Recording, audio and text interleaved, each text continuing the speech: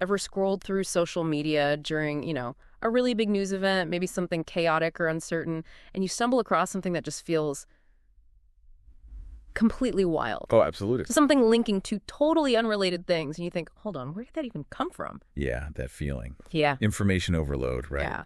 And then these strange theories pop up, seemingly out of nowhere. It really ramps up during big global moments. And sometimes it's not just weird online chatter, is it? No, definitely not. I mean, think back to the early days of the COVID-19 pandemic.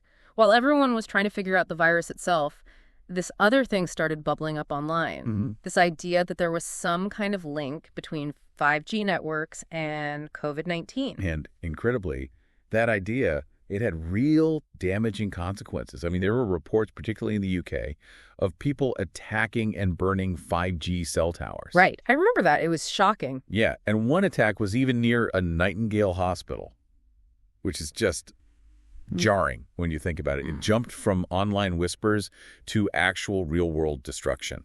It really makes you wonder, how does something like that get traction? How does a theory like 5G causes COVID spread online? Exactly.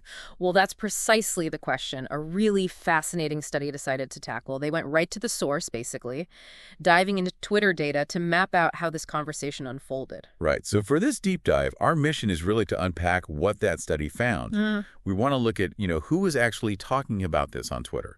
What kinds of sources were they sharing? What did the conversation network even look like? And ultimately, what does all that tell us about how misinformation spreads? And maybe, just maybe, how we can push back against it more effectively. And the paper we're digging into today is titled COVID-19 and the 5G Conspiracy Theory, Social Network Analysis of Twitter Data. Okay. It came out pretty early in the pandemic, May 2020, in the Journal of Medical Internet Research. Authors are Wasim Ahmed, Joseph Vidal-Alabal, Joseph Downing, and Frances Lopez-Ziggy. Got it.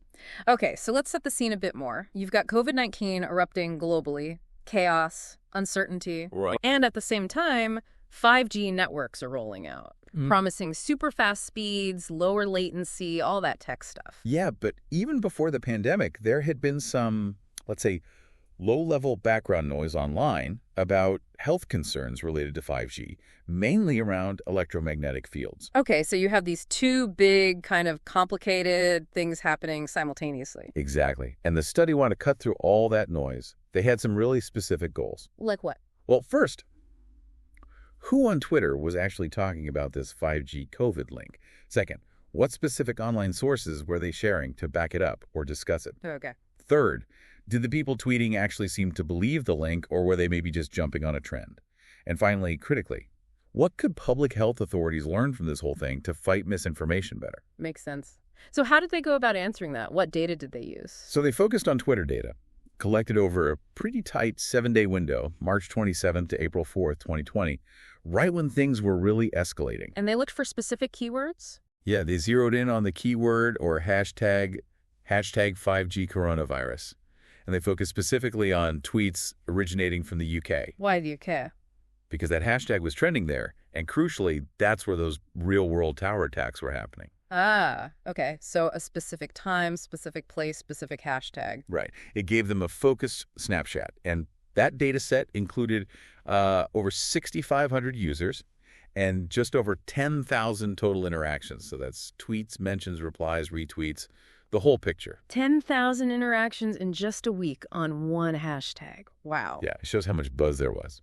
Now, to analyze this tangled web, they use something called social network analysis, SNA. Okay, SNA. How does that work in simple terms? Think of it like mapping out who's talking to whom at a really big, complicated party. You look at the connections, who mentions who replies, who retweets, and you start to see patterns emerge. Like clicks or popular people. Exactly. You see who the central figures are, who's mostly listening, and how different groups or clusters form based on their interactions. They use a tool called NodeXL to do this mapping visually. Okay, so SNA gives you the structure, the shape of the conversation. Right, but structure alone doesn't tell you what people are actually saying. Good point.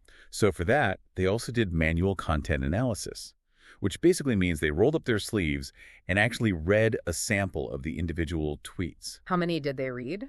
They took a sample of 233 tweets. That was about 10% of the tweets that were original content, not just retweets or mentions. And they categorized each one. Was it pro-conspiracy, anti-conspiracy, or just sort of general. Okay, got it. Methods make sense. So what did the network look like? What did the SNA map reveal? Well, when they mapped it all out, two really distinct large groups kind of jumped out, plus some smaller ones. Okay, tell me about the big ones. So the largest group, they called it the isolates group. Isolates. Yeah. It was made up of loads of users who were tweeting about the topic using the hashtag, but they weren't really mentioning or replying to other users very much. Huh. So just kind of shouting into the void using the same tag. Pretty much. They were broadcasting their own thoughts, but not engaging in much direct back and forth within that group. And the study actually notes this is a common pattern for really huge trending topics. Like a big sports event or breaking news. Exactly. Lots of individual reactions using the same hashtag, but not necessarily forming a tight conversation cluster. Okay, that's the isolates. What was the other big group? That one they called the broadcast group. Hmm. And this one was structured differently. It contained accounts that were tweeting content linking 5G and COVID-19. Right. And crucially, that content was then getting heavily retweeted by other people within that same group. Ah, okay. So less individual shouting, more like amplified messaging. One source, many retweeters. Precisely. It looks much more like, traditional media or maybe an influencer model. One account posts and a network of followers spreads it. Interesting contrast. Yeah. And they also pointed out a smaller group, Group 4, which they labeled an activism account group, because it contained one specific account that seemed totally dedicated to just pushing the conspiracy theory. We'll probably come back to that one. So who are the most influential users then, the key players in this whole network? How did they figure that out? They used a metric called Betweenness Centrality Score, or BCS. It sounds technical, but the idea is pretty intuitive. Okay, try me. Imagine the network map again. Information flows along the lines, the connections. A user with a high BCS is like a major highway intersection or a key bridge. Ah, lots of information has to pass through them to get between different parts of the network. Exactly. They act as crucial connectors, bridging different clusters or individuals. Got it. So who were these bridges? Any big names? Well, what's fascinating is that many of the users with high scores were just, members of the public, regular people who somehow became central connectors in this specific conversation. Okay. But the fifth most influential account identified in their data, that one was quite different. Oh, yeah. Tell me about that one. It was a dedicated propaganda account. Its username was literally 5G coronavirus 19. Yeah, pre-bleep. Right. The study highlighted that its only purpose seemed to be spreading this specific conspiracy. Its Twitter bio claimed 5G lowers immunity, and falsely, that Wuhan was the first fully 5G city. And was it active? Incredibly active. In just those 7 days of data collection, it tweeted 303 times. Whoa. That's a lot. It's an intense rate. And interestingly, the account wasn't brand new. It was created way back in 2012. So they likely repurposed an old account. Seems likely, yeah. It belonged to that smaller activism account group, Group 4 that we mentioned. And the paper notes it has since been removed by Twitter, thankfully. But it was clearly a major hub connecting different parts of this conversation. Okay, that makes sense. Now, there was another name on that influential list that kind of jumped out, Donald Trump. Yes, good catch. The 10th most influential user listed was indeed Donald Trump. And this is a really crucial nuance the study points out. Okay. He wasn't actually tweeting about the 5G COVID link himself, not at all. Oh, so why was he influential then? His high score came from other users mentioning his handle, usually when they were discussing broader topics like general 5G policy or maybe other unrelated political things happening at the time. Ah, okay. So his influence in this specific network wasn't him pushing this specific theory, but others bringing his name into related or sometimes unrelated discussions using the hashtag. Exactly. A really important distinction to make. It shows how complex measuring influence can be. Definitely. And did the study find anything else about the influential accounts? Yeah, something quite significant, actually.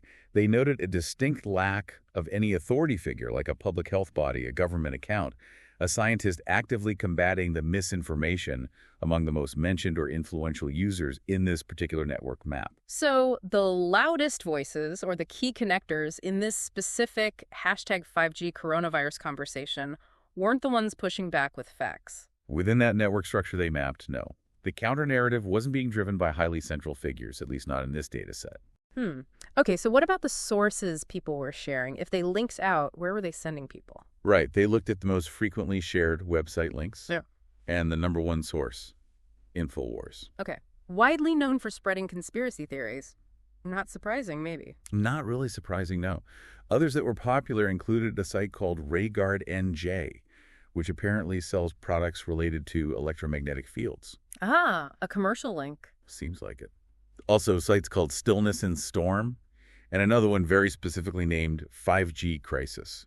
So definitely not mainstream news sources for the most part. No.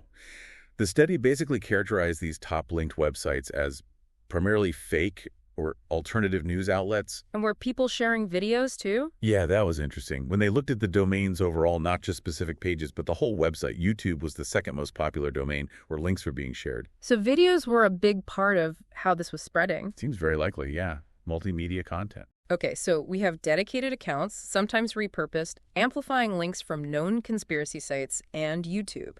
Now let's get into that content analysis. What were people actually saying in those 233 tweets they read? Right, the manual review. So they found that about 35%, 34.8% to be exact, which was 81 tweets in their sample, did contain views saying, yes, 5G and COVID-19 are linked. Okay, about a third were pushing the conspiracy. Yeah. And the examples they gave were pretty stark. Things like, 5G kills, hashtag 5G coronavirus, they're linked. And some were even more direct, like, make sure to smash those 5G masts up. Wow. So directly encouraging the vandalism that was actually happening around that same time? Exactly. The timing, end of March, early April 2020, coincided with those reports of towers being set on fire. So the tweets directly mirrored and arguably encouraged that real-world action. That's chilling. Okay, so that's roughly a third pushing the link. What about the rest? Well, almost another third, 32.2%, which was 75 tweets, actually denounced the conspiracy theory. Oh, so nearly as many people pushing back against it. In their sample, yes.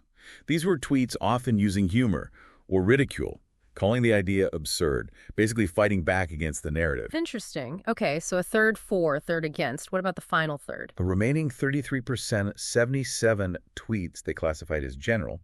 These were tweets that used the keyword, the hashtag, but didn't explicitly state a belief either way. Why would people do that? The study suggests a couple of possibilities, maybe just jumping on a trending hashtag to get more visibility for their own unrelated tweets, sort of link baiting, or maybe just commenting on the phenomenon itself without taking a side. Okay, but here's the statistic from that section that really stopped me. If you add up the anti and the general tweets, over 65.2% of the tweets they analyzed were not from people actually supporting the conspiracy theory. That's the really surprising takeaway from the content analysis part, isn't it?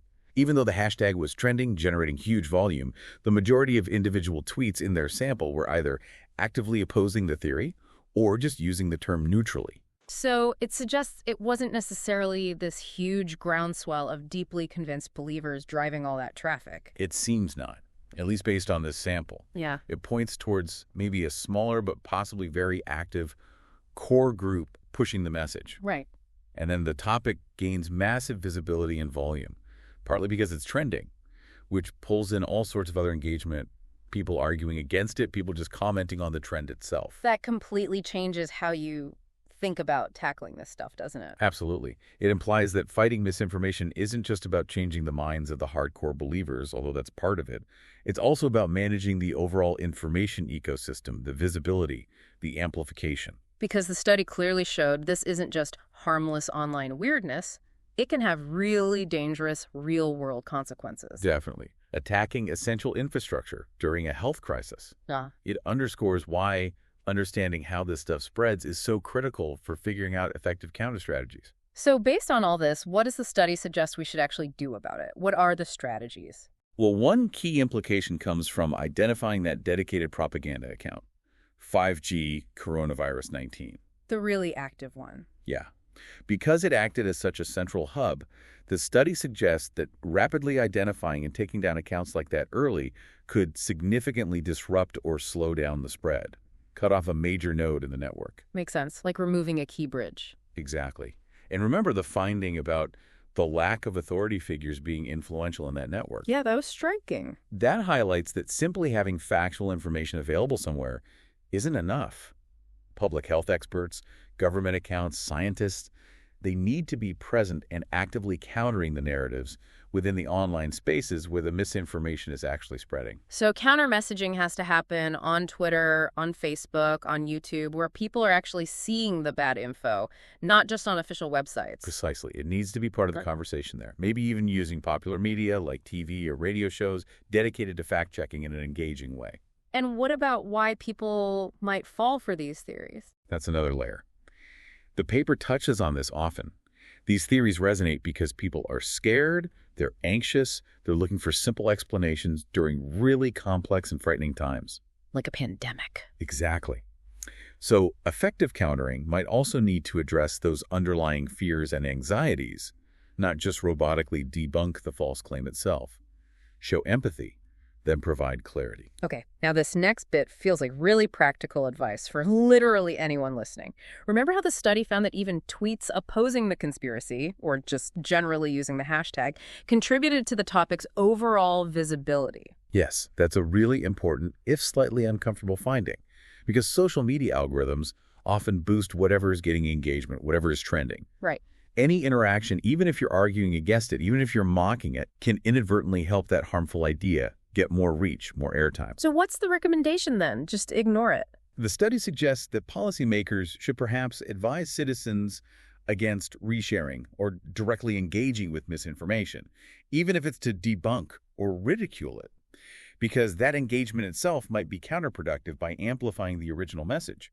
So instead of jumping into an argument, The potentially better approach might be to simply report the harmful content to the platform, flag it as misinformation, and then disengage.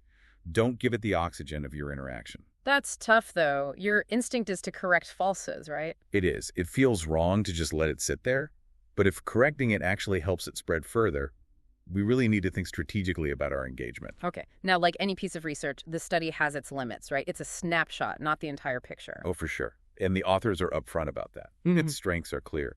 It was one of the very first studies to use this kind of network analysis on this specific, very timely conspiracy theory. And the methods they use can definitely be applied to study other misinformation events. But what were some of the limitations they mentioned? Well, for example, they only analyzed public Twitter data that they could access through Twitter's standard search API. So private accounts or tweets that were deleted quickly wouldn't be included. Oh, okay. And they didn't specifically use tools designed to identify automated accounts or bots. Although they did note that the most influential accounts they looked at closely didn't seem like obvious bots. But that's an area for future research. Anything else? Yeah, they only looked at English language tweets. This was obviously a global phenomenon, so how it played out in other languages could be very different.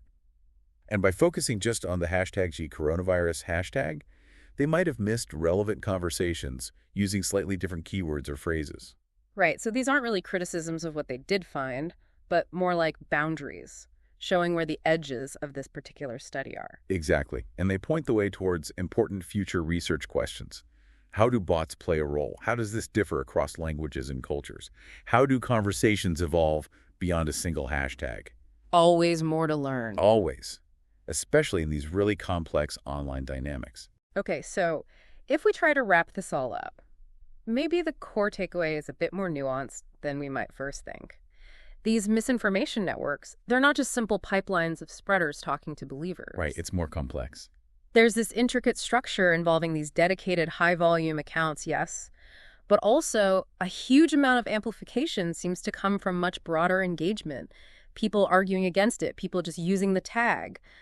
The whole ecosystem seems to give it momentum, not just a massive percentage of true believers. And that finding about engagement, thinking about how even our own interactions, even when we're trying to push back against something harmful, might inadvertently give it more visibility. Yeah. How might that change the way you, personally, decide to interact with questionable stuff you see online next time? Does it make you pause? It really does. If engagement is like oxygen for misinformation, how can platforms and how can we as individuals effectively push back and counter these damaging ideas without accidentally fanning the flames and helping them reach even more people? That's the big question, isn't it? It leaves you with a lot to mull over about our own role and our responsibility in this online information landscape.